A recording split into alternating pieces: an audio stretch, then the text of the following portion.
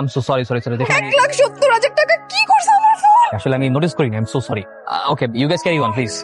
এই carry on মানে ভাঙ্গারি বাচ্চা ভাঙ্গারি, আমার টাকা দে। হাঙ্গারি মানে হোয়াট ইউ মিন বাই ভাঙ্গারি? ভাঙ্গারি বলছিস তুই আমার ফোন ভাঙছিস তাই বলছিস ভাঙ্গারি। 1,70,000 টাকা, টাকা দে। আমি নিয়ে যাব, টাকা তো তোকে দিতে হবে। এই ওকে ধর। আমি তো বললাম আমার কাছে এখন টাকা নেই। আরে ভাই আশেপাশে কেউ নাই নাকি? ওনাকে অ্যারেস্ট করুন। উনি রাস্তায় আমার মোবাইল বুঝতে পেরেছি। এই সুন্দরী মায়া মানুষ দেখলে হুশ থাকে না? হত ছাড়া তোরে তো দেখতে ভদ্র ঘরের ছেলে মনে হয়, তা গুন্ডামি করিস কেন? হ্যাঁ, আপনি তো কোনো কথাই শুনছেন না। আমি পুরো কথা শেষ করিনি, আমাকে বলতে দিন। স্যার উনি কোনো সন্ত্রাসী না, উনি কোনো অন্যায় করেনি। উনি ধাক্কা মেরে আমার নতুন ফোন 16 Pro Max ভেঙে দিছে। ওটা জরিমানা নিতে আসছি। স্যার আমি ওনাকে বারবার বলেছি that was not my fault, আমি নোটিস করিনি, ফোনটা ধাক্কা লেগে পড়ে গেছে। আচ্ছা ভাই শুনেন, বিষয়টা হচ্ছে কি, একবার যদি মামলা হয়ে যায় মান সম্মান যা আছে সব নষ্ট হয়ে যাবে। তার উপরে মামলা টানতেই আপনার জীবনটা শেষ হয়ে যাবে করে দিলাম। আমার কাছে এত টাকা নেই, এত টাকা ম্যানেজ করতে আমার অনেক সময় লেগে যাবে। আমি প্রয়োজনে আমার নাম ঠিকানা, আমার অ্যাড্রেস, আমার যা কিছু আছে, আমার এনআইডি কার্ড বলেন, আমার পাসপোর্ট বলেন, আমার ড্রাইভিং লাইসেন্স বলেন, সমস্ত ডকুমেন্ট আপনাকে লিখে দিচ্ছি, সমস্ত ডকুমেন্টের কপি আপনাকে দিচ্ছি স্যার। আচ্ছা আবার শোনেন, আপনি তো 1,70,000 টাকা দাবি করেছেন আপনার মোবাইল ভাঙার। এটা জামিনদার আমি হচ্ছি, আপনি কোনো চিন্তা করেন না। ওর কাছ থেকে যেভাবে হোক টাকা নেওয়ার দায়িত্ব আমার। আপনি একটু অপেক্ষা করতে হবে। ঠিক আছে স্যার। তাই বলে ছেলেটাকে নিয়ে একেবারে থানায় নিয়ে গেলি?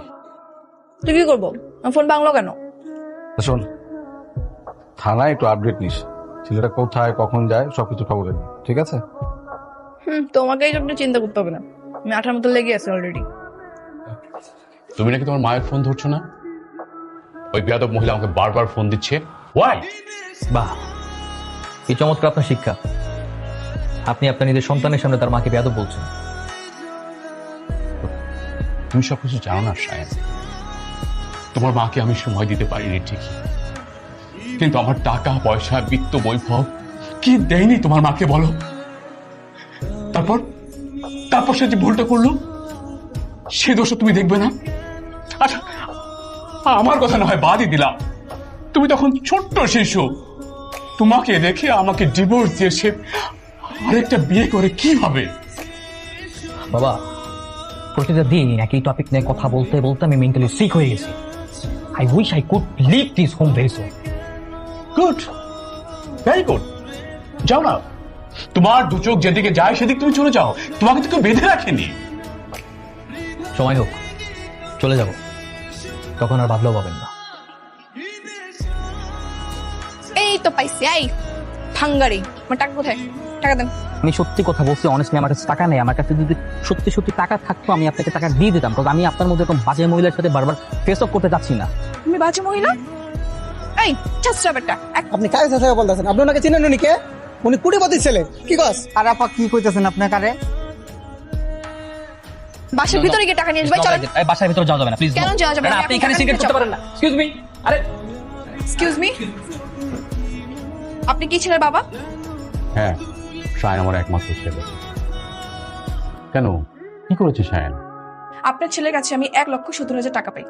আমার brand new iPhone 16 Pro Max ভেঙে টুকরো টুকরো করে দিচ্ছে।